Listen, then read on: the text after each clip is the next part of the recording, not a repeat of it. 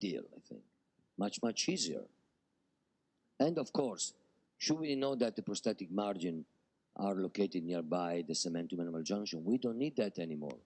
So this is ideal for compromised cases where we really have to decide what to do.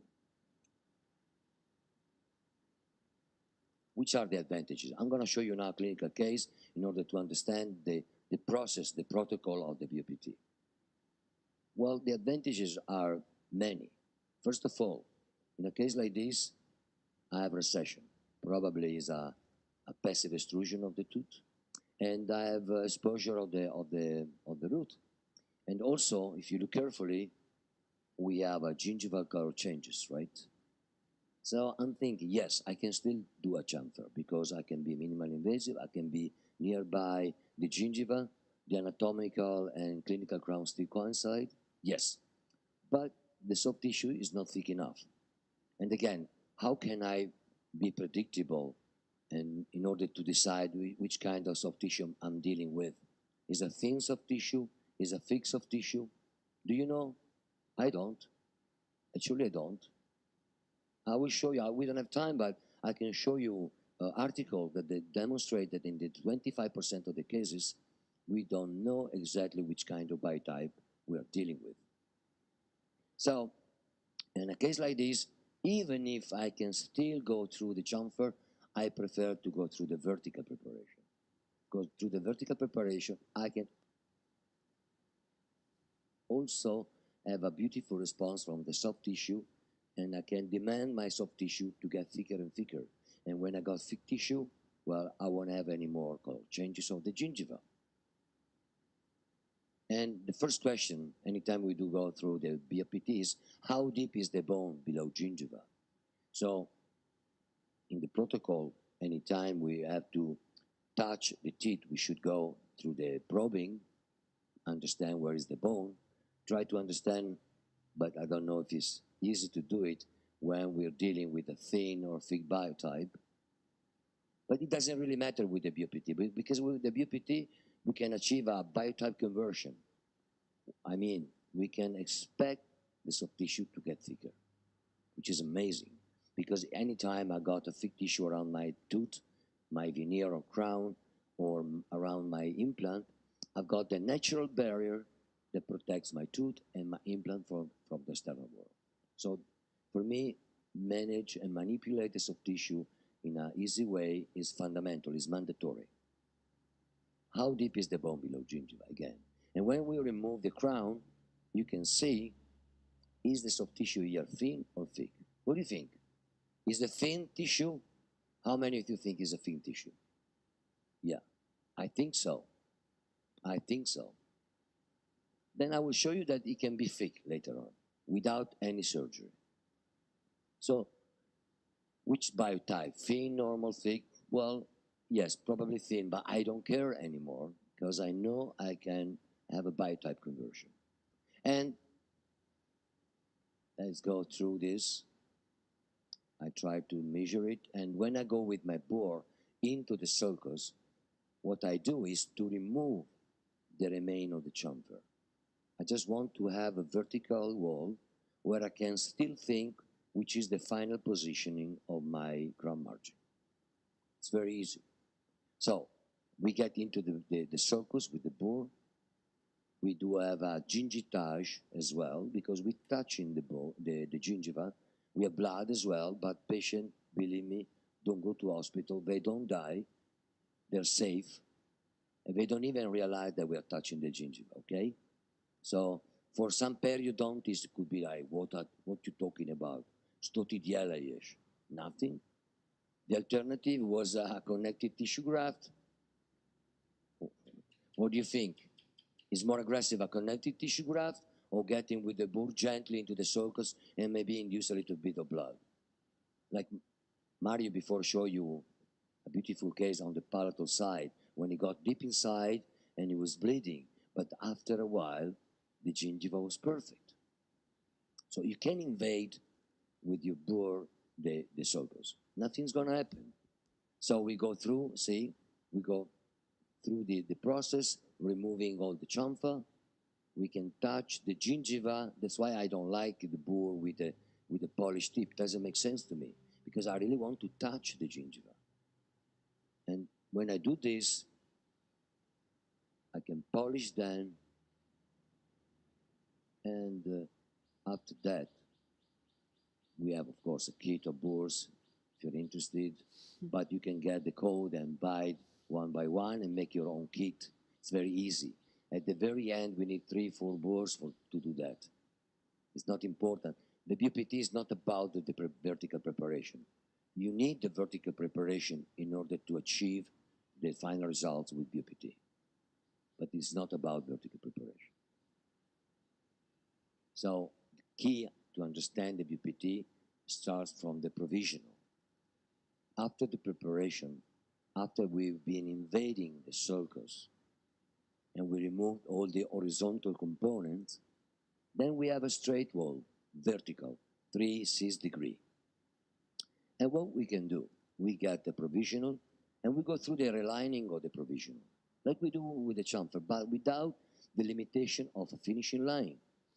We go relining our provisional, and with the resin, acrylic resin, okay, not bisacryl or other stuff, acrylic resin, we get into the sulcus.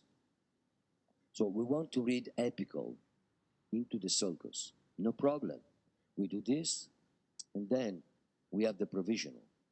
And as you can see, we have the apical part of our preparation here. This is the apical part. It's not a finishing line, it's a finishing area. Okay? With the chamfer, we have a finishing line where we think we're giving to the technician the information to start with the crown. In this case, we just have a finishing area. And we want to create a thick margin because the margin of the crown is the landing area for the soft tissue to adapt on. So this is key to understand the BOPT. So I mark my apical part, then I go through the laboratory process. I want to fill the apical part with resin. And then I create a thick margin of my crown. See, here. I fill it up with flowable resin, or it can be flowable composite. So I create a thick margin, but of course this margin is too apical. So I want to also to shorten my provisional. And then after that, I remove the exacts, I shorten my provisional, but I still don't have the information. Where is the gingiva? How deep I've got into the sulcus with my margin?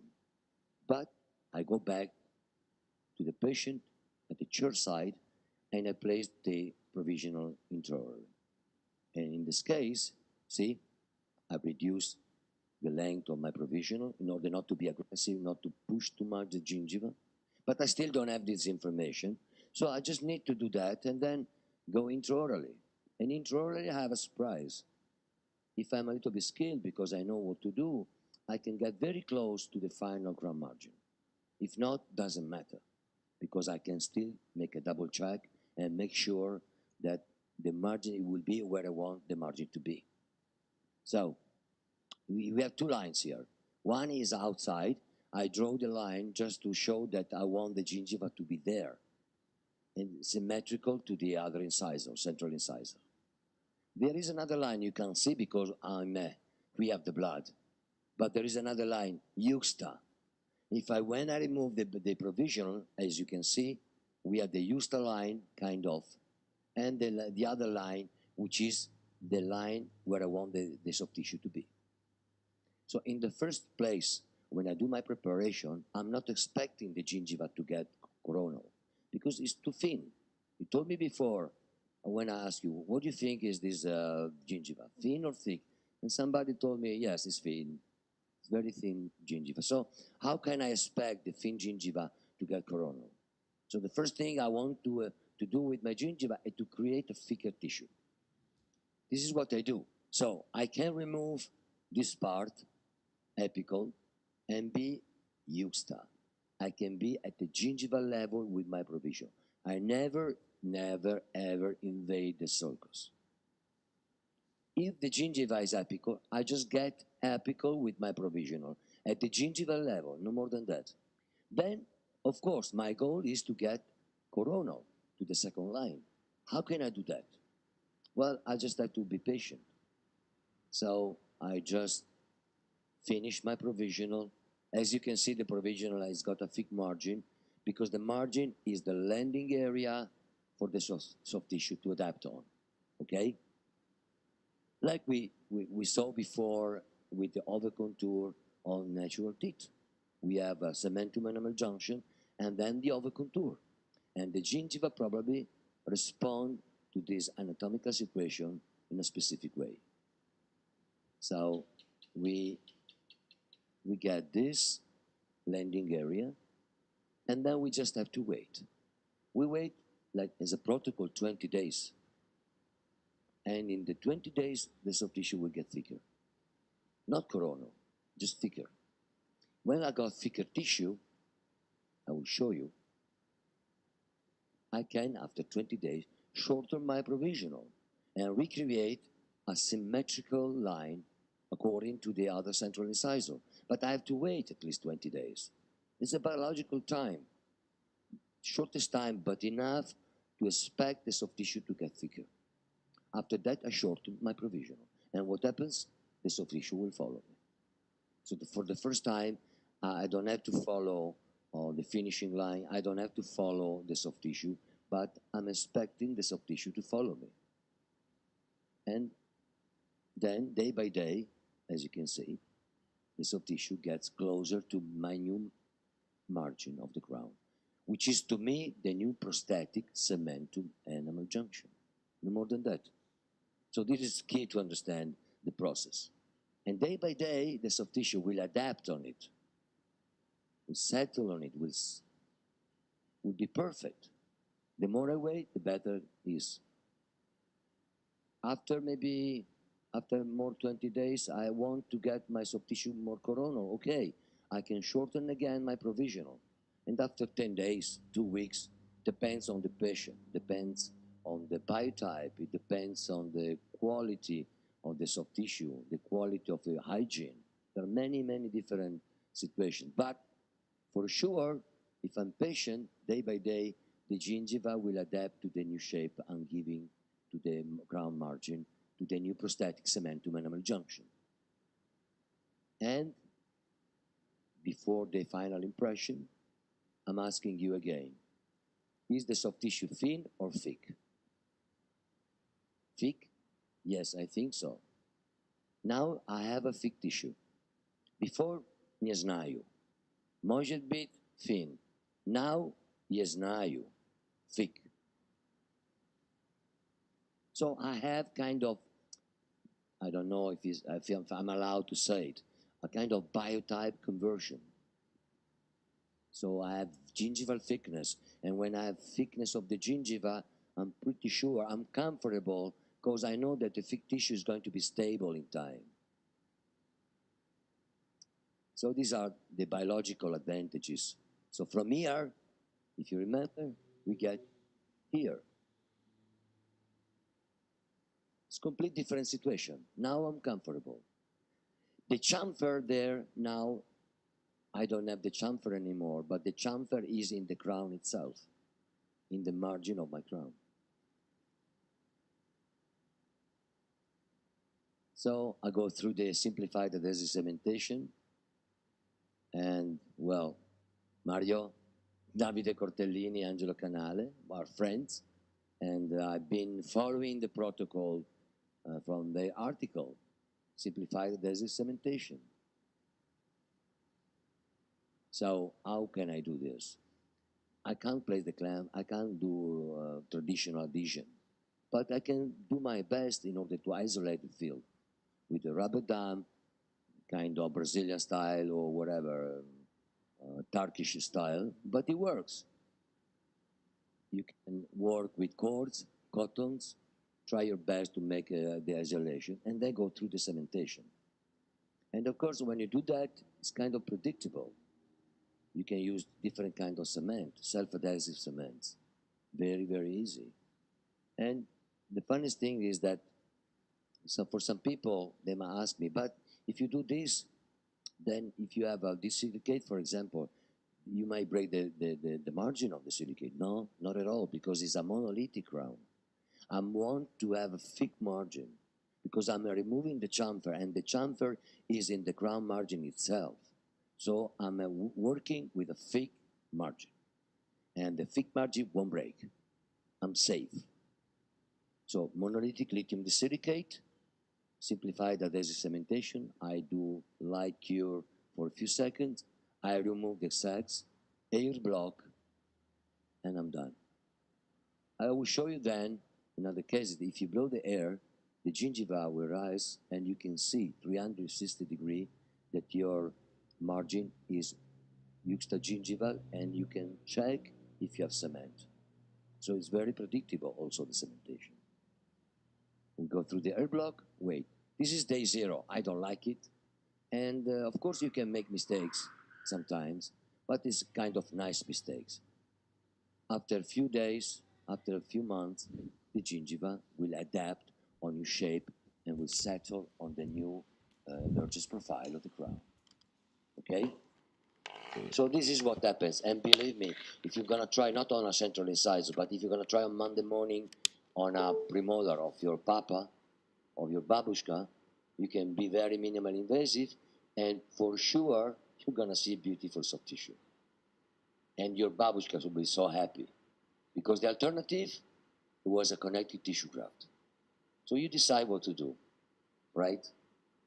6 months later. And which is the real power of BOPT? For dramatic cases like this, for example, what can I do in a case like this? Yeah, you might think Yakultoi, I can do crown lengthening, I can do whatever I want. But at the end of the day, all the other protocols are difficult. So should I prepare for a yeah, look at the route. Well, the alternative, yes, we have an alternative. Extraction, implant, fast, and money. Why not? You can decide, but I'm still from the patient side. I have an ethics, and I think like my patient is my babushka. So I don't like this kind of approach. I don't want to be aggressive. And if you can see, I can do my build up, I can do my vertical preparation, and in a case like this, I got close to the bone, and nothing happens. The bone is still there. I don't have recession. I don't have all the, you know, devil stuff that happens around the tooth when you touch the tooth in such an aggressive way. Not at all. So we've been learning for books many things, but today I think we should also change our point of view, our vantage point, and look at the books from a different point of view and think on our own. So anytime I do this, look at the cord. Do you think that the cord is going to be aggressive and responsible for the recession? Do you think that? Of course not. So look at this, the remains of the tooth. The alternative of this is crown lengthening, and after crown lengthening maybe extraction, because you get to bifurcation. You decide. So I do my impression, and the impression is quite easy. I need a black cord into the sulcus, a green one to open the sulcus. I can take a digital impression, I can take analogic impression, it's about the same stuff. What I can do now, I can place also the provisional intraorally, wait a few minutes, and ask the patient to close gently. So I push the cord and I open the sulcus. And when I do that, I can take a beautiful impression. It's very easy. I like the silicone better than polyether, because the resilience of silicone is better than polyether. It's not more precise, but I can get very precise impressions. And then your technician know better than me that when you work vertically, you can get higher precision compared to the horizontal preparation, chamfer or shoulder. So I get the final impression, analogic impression, and this is not the chamfer. This is the apical part of my finishing line, okay? I don't have a chamfer anymore. You don't have to think like chamfer. Think Chamfer men, chamfer ladies, please, don't think like that.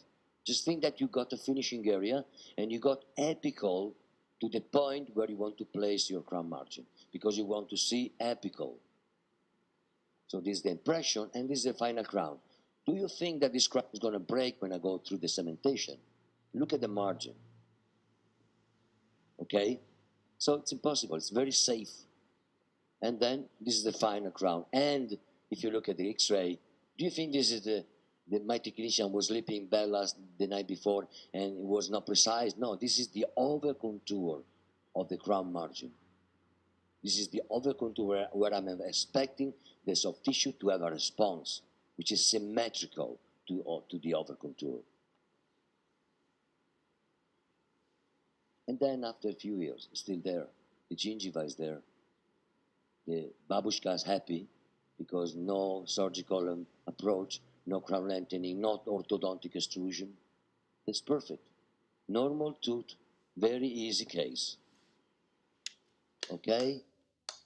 So the real field, the real power of BOPT is that when you have compromised teeth, because they've been prepared already for a chamfer, they've been prepared already for crown open margins, crowns, and so on. So when you remove all this, you find yourself in trouble. Then what can I do? And the alternative to invasive, aggressive protocols is the BOPT. Again, one more case. I never show this case because if I have some periodontists here, they might try to kill me. And they think, what are you doing? Well, I show you now. It's an old crown. Again, babushka. If you look carefully, what can I do here? Orthodontic extrusion. I don't think so. Look at this. Chamfer. I don't know. Really don't know. Extraction and implant. Even better. But as an alternative, I can go through kind of aggressive preparation. With my bore into the sulcus, I remove all the horizontal component, I clean up everything, I do my gingitage, and look at this, the patient is bleeding, but he's still alive. And again, this is an alternative to a more aggressive procedure. Okay? And every day we have to deal with things like this. And then I get inside and clean up and polish my abutment, my tooth abutment. And look at this. And after 2 weeks, 3 weeks, I will show you. Now you might think, oh my gosh, what have I been doing? What am I doing now? I'm in trouble. Well, look at the blood. Unbelievable, no? How many periodontists there? Show me. I know you want to kill me, right? But after a while, I will show you that the patient is still alive. And what I do, again, with my provisional, I do the relining. And again, I want to read apical. Again, I'm going to fill this area. See, this is the apical part of my finishing area. And I want to fill the area between the crown, the external part of the crown, and the apical part. I fill it up with flowable composite or flowable resin. And then I have to remove the exacts. And then I have to shorten my provisional. And, well, it's very easy, you know. I work a little bit at the chair side nearby the patient. Maybe I have a little laboratory nearby my office. But the alternative is to be at the chair side doing aggressive stuff. Or being on a table, sitting, listening to radio, and prepare your provisional. You decide what is best for you. And look at this. I go intraorally. I check the crown margin, and I want to know how deep I'm into the sulcus. So I never invade the sulcus. How deep I'm into it? Well, yes, I'm a little bit too deep, so I still have the option to shorten my provisional now, okay? And respect the biological width, or the new biological width I'm creating with this procedure. And again, this is what happens. I do it, I polish my provisional, I wait a little bit, and after 20 days, it's like a new tooth. The alternative was the extraction. Okay? So this is the power of PPT. And then, look at this at the soft tissue, 20 days, not 2 years. 20 days, not 6 months, 20 days. So we have a new contour, a new gingival response. The soft tissue is going to adapt to the new crown margin very, very easily and predictable, with predictability. And again, impression, black cord. Of course, you have to be skilled, you have to be gentle because the soft tissue is still healing. You can't be aggressive. But gently you place the black cord into the circles, then you place again the green one. You place the provisional, wait a little bit on compression.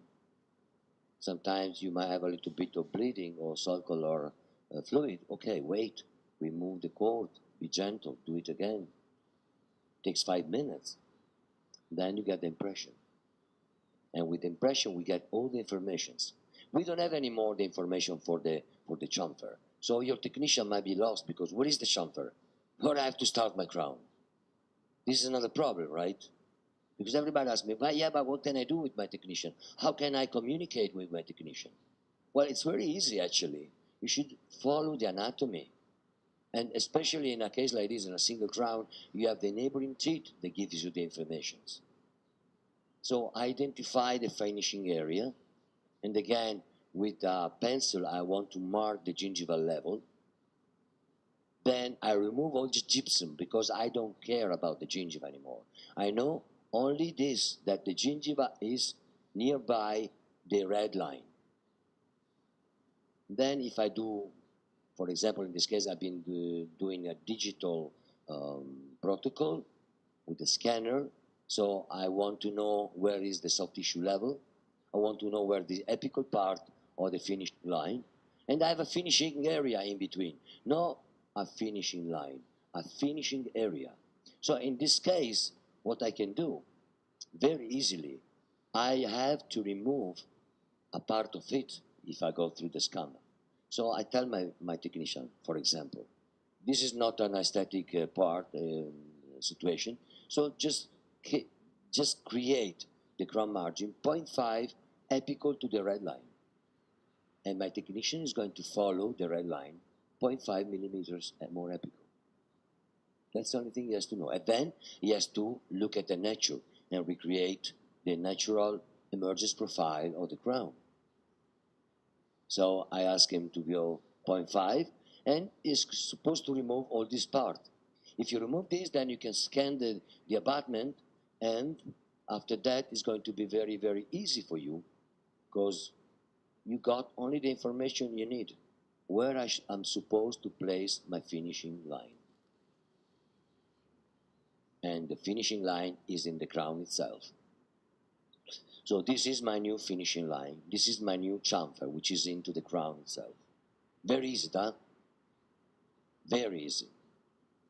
So according to that, I go through the digital, and I have my monolithic crown. And again, after that, what we can do, we go through the cementation. Sandblasting, etch with high fluoride 5% for 20 seconds. Then selenization, cementation. I can use multi-link, I can use whatever you like. Self-adhesive cement, Relix, Smart Sand, whatever you like. And what's interesting, one question people ask me, but how can I control the cement? Well, look at this. If you blow air, you can see perfectly because you're not into the circus, but you're used to. As much as you were with your chamfer. Yes, you are a little bit more medial, but the apical coronal level is the same, or at least it's not the same actually. It's where you want the gingival level to be. With the chamfer, you cannot get this result. So you got this very, very easy, okay? And then after years, the crown is still there. Babushka is happy. Very, very happy. Also, my ex-wife is very happy, even if it's my ex-wife. So from year to year, 6 years later, what can I say? This is an alternative to a more aggressive treatment, okay? Now, I want to be clear about this. Don't misunderstand me. I'm not talking about vertical preparation instead of a chamfer on beautiful natural teeth. This is a mistake, both for the chamfer and for the finishing, for vertical preparation. Still there, 6 years later, 5 years later. Okay? So, I think it's a powerful tool. And one more concept. We have the concept of adaptive forms and profiles. If you look carefully here, what can I expect from the soft tissue? I can expect the soft tissue to be symmetrical to the new crown margin. What do I mean for that? I will show you now. I feel like seagull wings. The more convex margin of the crown, probably the more convex profile of the soft tissue I have, like in a seagull. Understand? So adaptive forms and profiles. And I will show you now how it works with a drawing. This is a natural tooth. And this is the chamfer. As you can see, the chamfer is exactly where I want the chamfer to be. In an ideal case, is into the enamel. But again, even the vertical preparation is at the same level.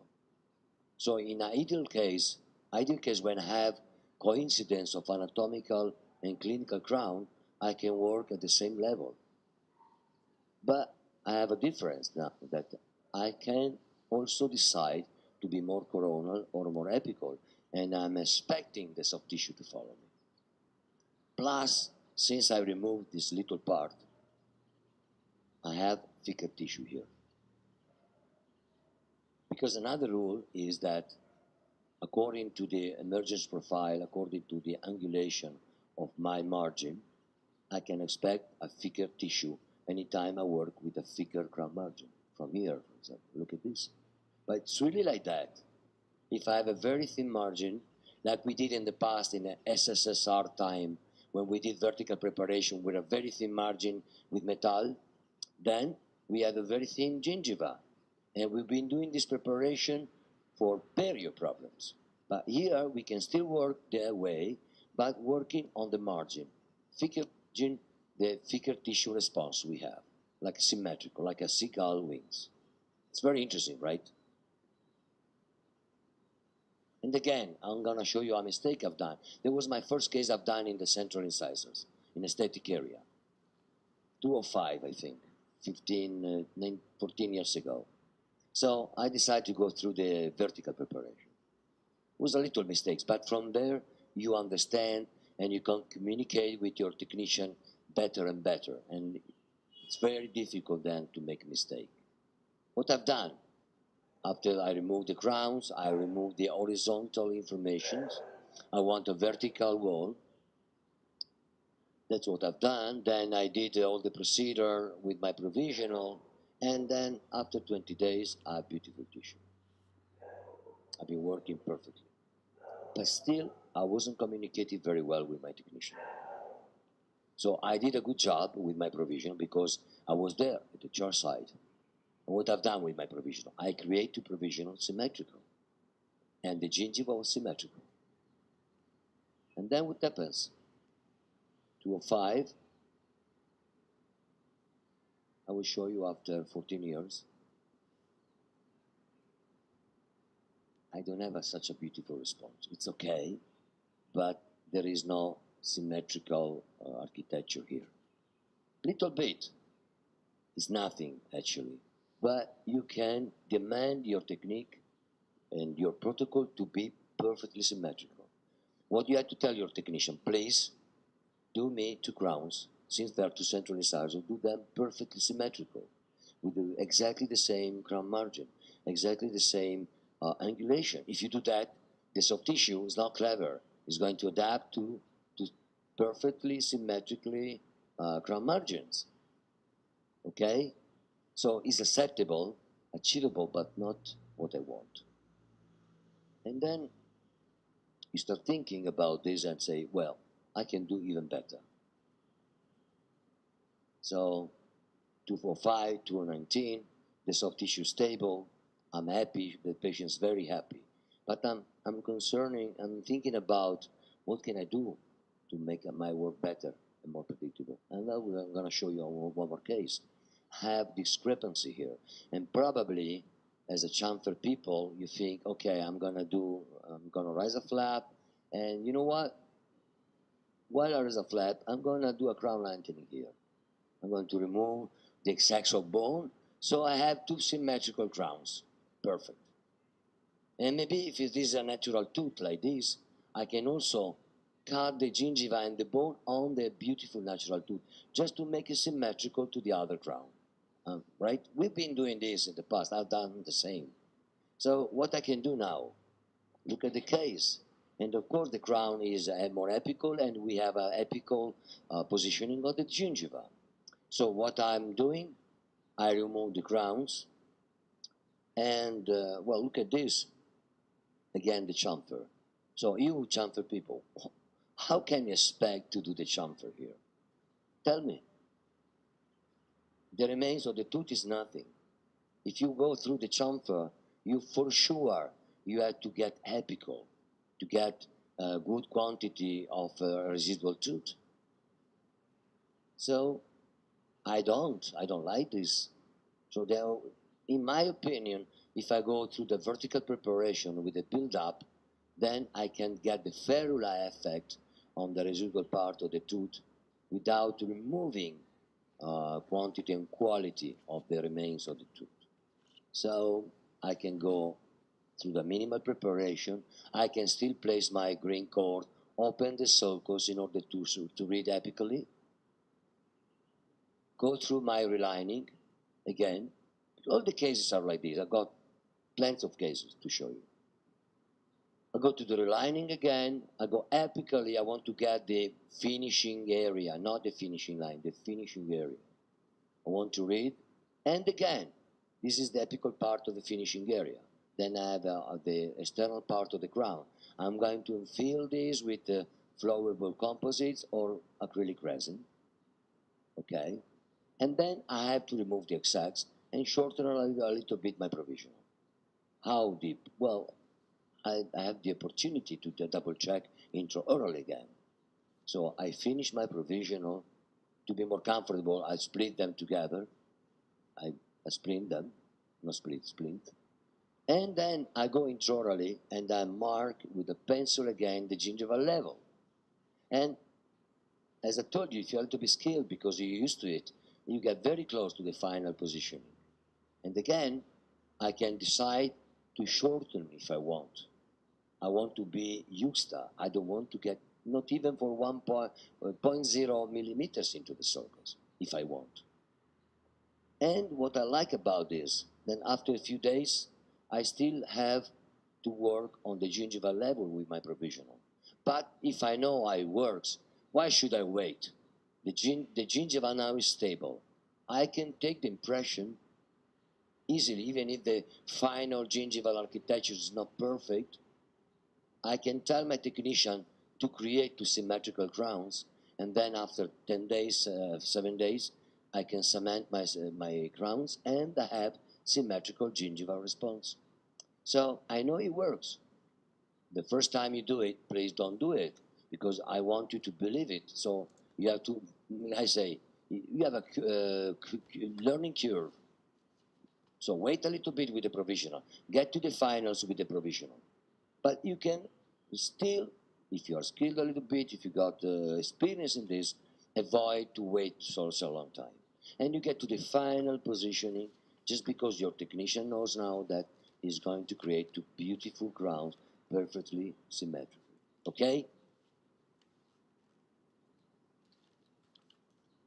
And then after 2 years, better and better. What I'm scared of are the neighboring teeth that can get through the recession, not my crowns. Not because I'm clever, because in this space, I know that I have thicker tissue. And when you have thicker tissue, the gingiva is stable. So I like to think that in this area, right here, where I removed a little part of the tooth, the chamfer, here, right here, I have thicker tissue. I create a chamber where the soft tissue get thicker. So I got thick tissue. I got a huge membrane, a huge barrier for my tooth to the external world. I think it's interesting if you think like this. So don't think like tooth preparation. Don't think like which kind of materials I have to use. You can do it with disilicate, with zirconia, but even with PFM, porcelain infused to metal.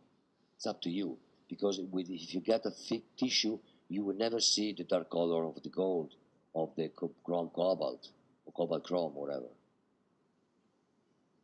Because you got thick tissue and it's stable in time. Okay?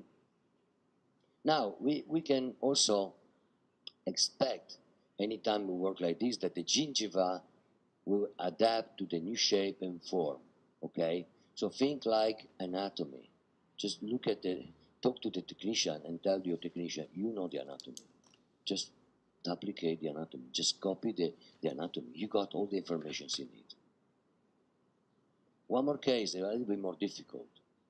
And again, I start my diagnostic with the smile design. Now we do a 3D smile design, of course, and we are kind of full digital. But it's still nice to work with pictures in order to communicate with the patient. And what I say in a case like this, it's kind of easy case, but here on the lateral, we have an apical zenith of the lateral plus gingival color changes. And again, I'm asking you, yes, tell me how to solve this problem, please, because I'm very curious. If you do the chamfer, I'm really bloody curious.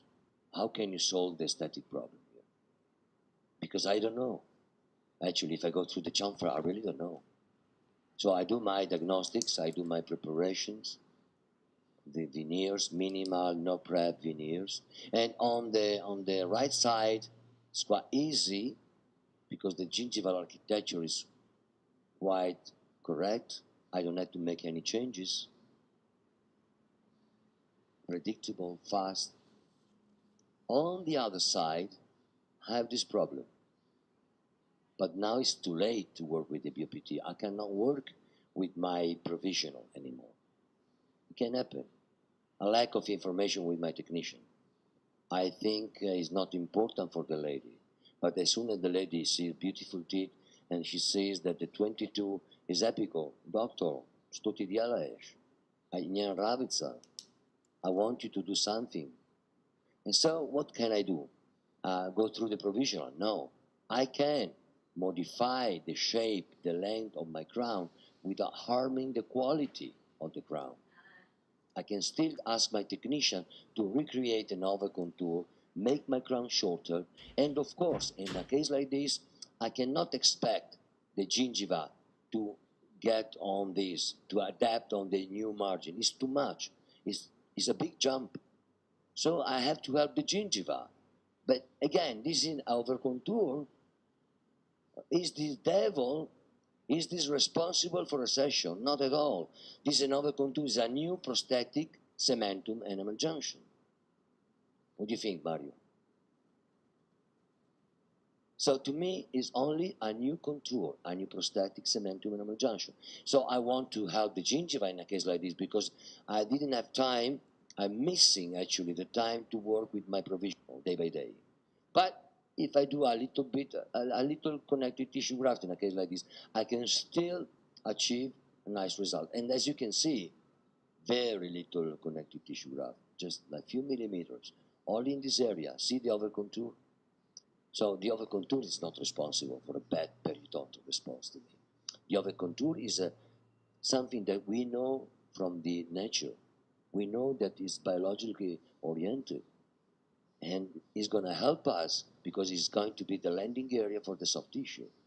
So we go through the bi-type conversion with a little boost, of course, connective tissue graft, wait a few weeks, few months, and then as you can see, the gingiva again, I've been helping the gingiva, of course, but it's going to adapt to the new shape of the crown. Easy, no? I've done it as well. I don't like to do connective tissue graft. I've been missing this part, but I can still achieve a good result without taking another impression, without asking my technician to make a new crown. Because I'm working on a vertical wall, so I can still do it before the final cementation. And then, day by day, the gingiva gets better and better. So I'm pretty sure I can achieve beautiful results with ease and predictability. Now, as you can see, the line is, the margin is coronal to the line in between the central incisor and the canine. Before it was apical, few millimeters, but believe me, 2 millimeters in a lateral is the 30% of the length of the lateral. So it's a failure from an aesthetic point of view, right? So the concept is adaptations, forms, and profile.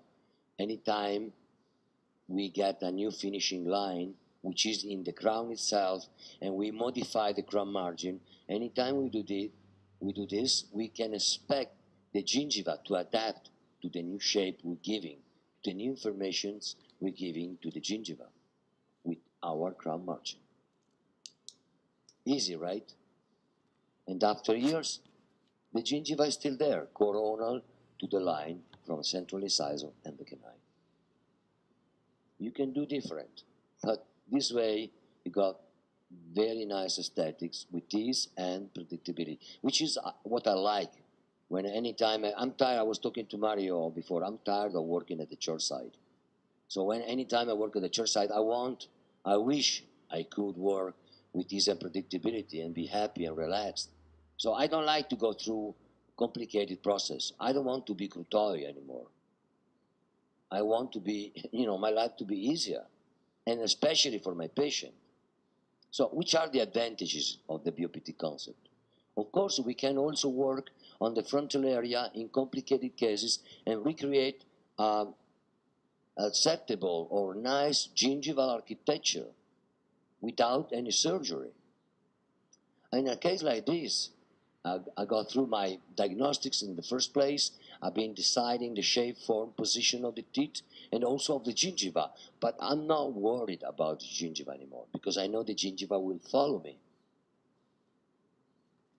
So I remove the crowns, and how can I expect to go through the chamfer?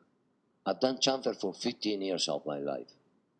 And then when I start going through the vertical, I say, what have I been doing in the last 15 years?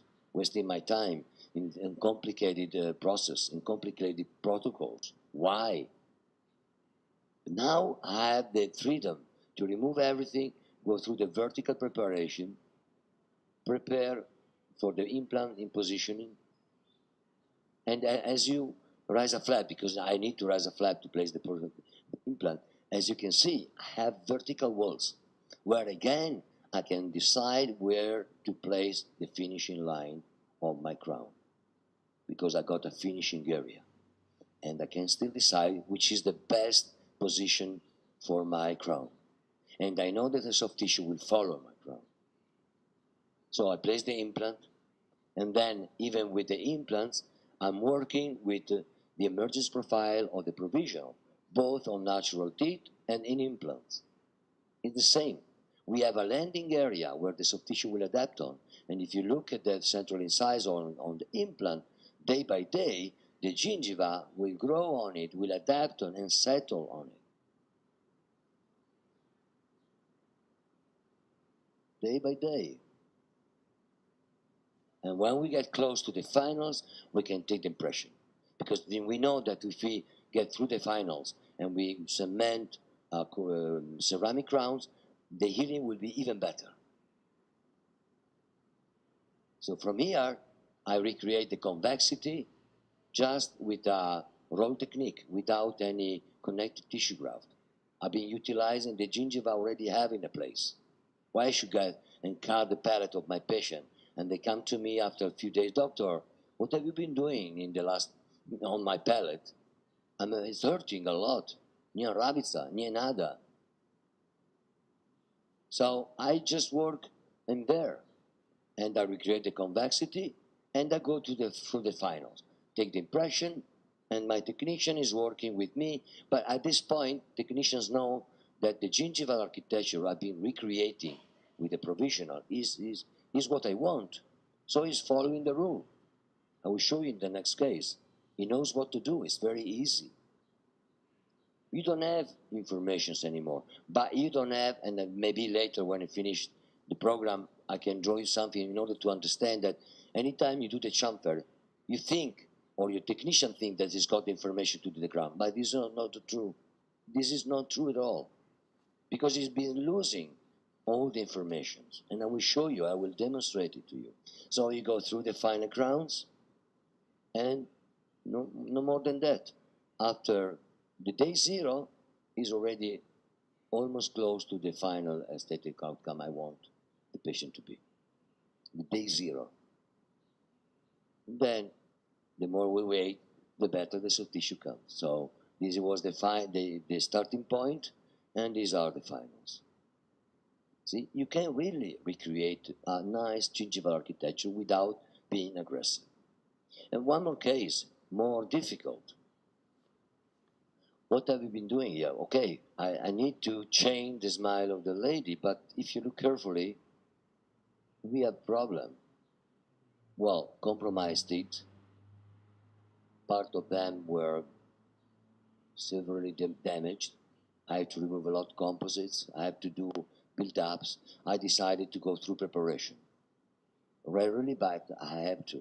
I have to do this sometimes. And what I asked my technician, I asked them to do for me a provisional.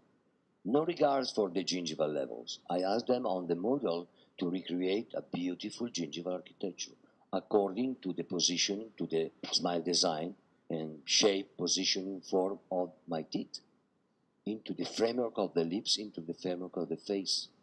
So I do this. I asked my technician to recreate on gypsum, not on the patient with anesthesia and the blade, on gypsum. I asked them to do the gingival architecture, do my provisional, and then comes the time to place the provisional. Before that, I've been doing my mock-up in order to have the compliance of the patient. I want the patient to make sure that the patient is going to meet the expectations. So I want to, communicate with the patient. So the mock-up is fundamental to me. The silicone guys, to be minimal invasive, even during the preparation, to me are mandatory. I want to work like this, because I want to be very minimal invasive, even if I have to prepare. And after 2 weeks, with the provisional, I reestablish quite nice gingival architecture. Just after 2 weeks, no crown lengthening, no rising a flap, nothing. Just working on gypsum. And of course, preparation of the tooth, vertical preparation. She was, I know maybe somebody already know this, but she was a lonely lady, and now she got a boyfriend. So sometimes the smile can change your life. And then when you look at the impression, there was the day zero, and how we get to the final with the impression? Well, it's very easy. How do I get to this point? Which are the information I have to give to my technician? We start from the impression, the day zero, when I'm sure that the gingival architecture is what I want, and I'm meeting the patient expectations. So I just go through the impression, and this is the model, exactly like in the intraoral aspect. And in this case, I'm utilizing a Geller model, but you can have also a unit model. It's up to you, and you can remove the gypsum. I like to work with the Geller, but then when it comes the time to get and check the contact point, I want a unit model as well, okay? But this is an analogical approach. Why not? And again, I just want to know where is my gingival level. Then I remove the abutment after I know for sure which is the gingival architecture, because this is the information I need to give to my technician.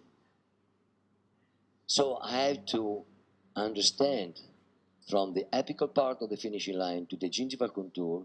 I have to understand in between the finishing area which is the position of my crown margin. And it's kind of easy because this is the finishing area. It's very, very easy for me because I can tell my technician, please go 0.5 into the sulcus apical to the red line, which is the gingival margin. So the technician is going to make this and with a controlled invasion of the sulcus. All right? Very easy. Which is the anatomy. Technician should know the anatomy. Otherwise, please change the technician. Because that's the first thing. I go often to the laboratory because I have to learn from technicians. Because a good technician knows the anatomy, like us. Every day he is working with the anatomy. So he knows what to do. And of course I'm giving him information. We've been working with the provisional. We have all that we need in order to recreate beautiful crowns. This is what happens, and it's very, very predictable and very, very easy. After 6 years, the gingiva is still there. What I like about this, and believe me, I'm not here to sell you air. What I like about this is that if you go through this, you get thicker tissue, and after years you get surprised because the gingiva is still there. Never happened to me in the past when I did a chamfer. And then I was accusing the cord, I was accusing the impression, I was accusing the technician, I was accusing myself because I didn't prepare a good chamfer. What's wrong? Why I have recession? And I had failures, aesthetic failures. With this technique, never happened to me to have recession. Never. If you contact me on Facebook, you do a preparation on Monday, and after 1 year you have recession, I come to see what happened. I come to Russia on purpose to see what happened because it's impossible. So from here, lonely lady, boyfriend, now she's married with children. It's true. It looks like a joke, but it's true. Okay? So we can also, what time is it? At what time we have a break? 10 minutes? Super. Again, we can also work in a BOPT with a different concept, with no prep as well. And I have many cases, mid-age patients, that they want a nice smile, they want to recreate a vertical dimension, for example. So what can I do in a case like this? No prep veneer? Yes, I like it. Is this a compromise? Yes. Of course. We have to decide what to do in our life. You can go through a minimal preparation, you can go through a big, huge preparation, or in specific selected cases, you can decide to be no prep. But of course, you still have compromises. So, in a case like this, for example, I need to work on the vertical dimension. I need to work on a new shape, dimension of the teeth. And of course, I need to work on the cervical area. Here, I have problems. It depends on the case. In a specific, the patient didn't care about gingival architecture. And if you remember when we do the BPT, the first thing to do, X-ray, pictures, but also sounding. We should know how deep is the bone below gingiva. In a case like this, the dentogingival complex was less than 3 millimeters. That means that sulcus was very, very little, as a thick biotype. The bone was right there. So if I go and try with a BPT, no prep BPT, to get into the sulcus, I might have trouble. I might have problems because I'm invading the sulcus. So even the BPT has got limitations. We always have to think about the biological width. Also, I have to know how deep is the bone below gingiva. And what I do in a case like this, I have limitation, yes, of course. So the patient not only wants to cover this, but he wants longer teeth. Because if you look carefully, when he smiles, or when he's talking, you don't even see just a little bit of the teeth.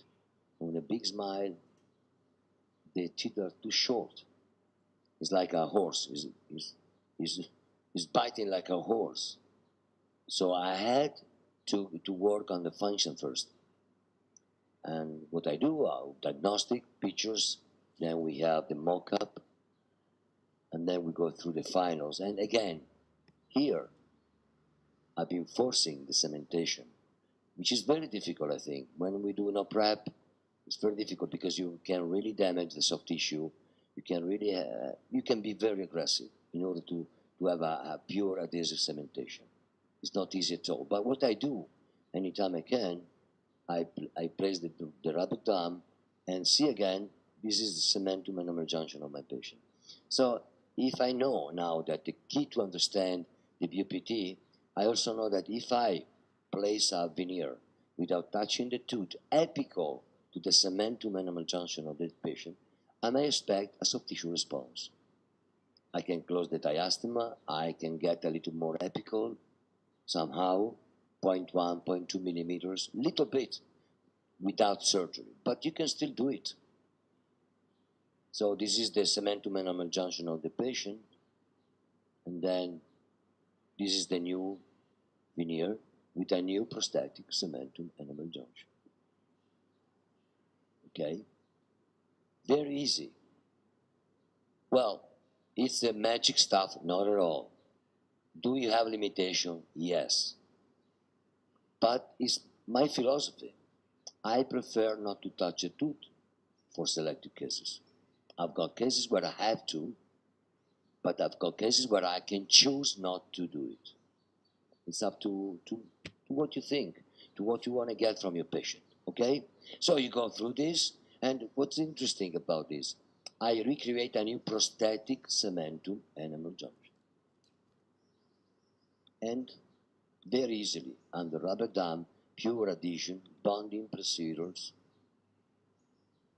I go from here to here, without manipulating the soft tissue. Because when you don't need it, when you don't want to, when the patient doesn't want that, why you have to do it? It's got a healthy tissue, healthy periodontal, perfect biological way. Why I have to touch it? So I can still be very minimally invasive and go through no prep veneers. Many patients in Italy like to know and think that nobody knows they got crowns or veneers. So for us, it's cool to be like have beautiful teeth, but not too beautiful. The Hollywood smile, maybe they're starting now, but the Hollywood smile is something like, oh, look at him. He's got white teeth like a tub, like Pozzi Ginori is a ceramic for tubs for the bathroom. So, you know, right? So we still have people, cultural people that they want these kind of things. And now this guy would love to do again the veneers a little bit lighter, a little bit whiter, but it's too late. And anyway, we have a compromise. Yes, I didn't go through the gingival manipulation here. I had, when you have undercuts, for example, we have protocol, but under rubber dam after cementation, you have undercuts. So the option is, before doing the preparation, before doing the impression, you prepare the tooth in order to avoid the undercuts when you have triangular teeth. Or you can fill the undercut with composite in order to avoid the undercut. Or you can decide, in other cases, to have a lingual veneer, composite veneer, and then cement on the buccal part the final veneer.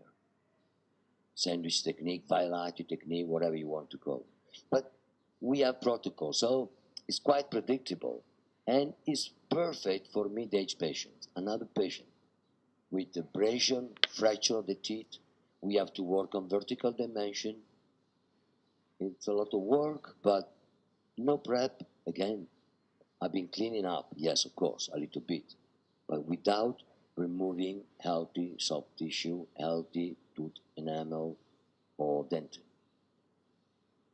And then we have overlay veneer, no prep veneer, whatever you want to call them. There are layers of ceramic I can add on my teeth, very, very predictably. Additive works up, enamel in the cervical area, sometimes we don't have it. It's a limitation, yes, but we can still achieve beautiful results. I only had a failure from this technique at the moment, and it was from a patient from Russia. She came to Italy to do the veneers. She go home, and then after a week, she sent me a picture with the veneer in her hand, and I was shocked. But it can happen. We know that we do no prep, the adhesion is lower than when we do prep, a minimal prep on the enamel.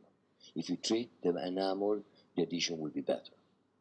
We know if you don't prepare, we have undercuts. We know that if you have no enamel in the cervical area, we can have a problem. But I still go through this because I know that with all this limitation, I can still achieve beautiful results with this unpredictability and, above all, preserving as much as possible the biological structure. This is my philosophy. I'm not saying I'm good, I'm not saying I'm right, but this is what I would like to do. So we have additive works up and over contour, and again, teeth, for example, in this case, we have misalignment of the teeth. I don't want to touch them, and we can compensate with additional veneer. So we can recreate the space and position in the teeth, a new shape, new color. Why not? Okay. And after 40 months, now I have a follow-up after 80 months. They work very well. Sometimes, I told you, because it's not something bad. Everybody's got failures. If you don't have failures, I don't believe you. It's impossible. But I'm trying my best to reduce as much as I can the failure, following the protocol, and be honest with myself and with the patients. After 40 months, again, beautiful gingiva, no problem at all. Of course, again, don't think about veneers, prep or no prep. Just think before the veneers in the frontal area, when you create longer teeth, think about function. Because function is fundamental. And aesthetics without function is really nothing. So be careful, please. So we go through the concept again. And again, we have patients that don't want anybody to know they got crowns. So we try our best to make it as natural as we can. Okay, this is what I call BOPT concept in an prep. Well, and again, when we go through the cementation, look at this. In a 50 years old people, most of the time, the cementum enamel junction, because the brushing, because the time is not a huge information anymore. So I just want to recreate this information a little bit more epical, without invading, or try my best not to invade the circus. Okay, it's not easy. Sometimes cementation is kind of a mission impossible. But at the end of the day, we can try our best to cement and recreate a new cementum enamel junction, a prosthetic cementum enamel junction, nearby the old cementum enamel junction. And in this way, we can actually achieve, I say, beautiful aesthetics. I'm going to show you one more case, and then we get for a coffee, okay? This lady, she wants to change her smile. She has beautiful teeth. She's trying her best to come to my office and ask me to do something. But I really didn't want to do this, because it can be very dangerous if you touch beautiful teeth. So at the end, we decided together, after the diagnostics, we decided to go through no prep veneers. And again, is a compromise? Yes, of course. But I feel comfortable anytime I do not damage, biologically speaking, my patient. And nobody can take you to the court for that, because you've been trying your best. So I do my smile design. According to the project, I want to go through the no prep veneers and see the lady when she's smiling on the specific position of the mouth. You cannot see her teeth.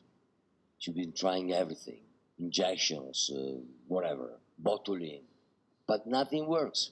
So she got through the teeth, and with the mock-up, as you can see, she's happy. So it's up to me and to the patient. I want to meet her expectations. What I do now, after the mock-up, I go through the no prep veneers. Because I think, again, key to understand the BOPT concept is the over contour, the new over contour I'm creating, and where I know that the soft tissue is going to respond to. So I've got the case acceptance through the mock-up, and again, do not forget, we always have to work on vertical dimension. So before getting into the treatment, doesn't matter which kind of, we have to make sure that from a function point of view, we are fine. Otherwise, we are in trouble. So with the mock-up, I'm pretty confident I can reestablish a proper vertical dimension according to the final aesthetic solution. I can check the occlusal patterns, so I know exactly the amount of ceramic I need to finalize my case. I know which are the occlusal patterns, the occlusal guidance, lateral guidance, with a test drive, with a mock-up. So I like to think like this, and I think I'm pretty safe anytime I work like this. Test drive, occlusal, posterior, lateral guidance, canine, and anterior guidance. When everything is set, I can go through the final impression, put a little bit of anesthesia, okay, and these are the veneers at the day of cementation. Very hard.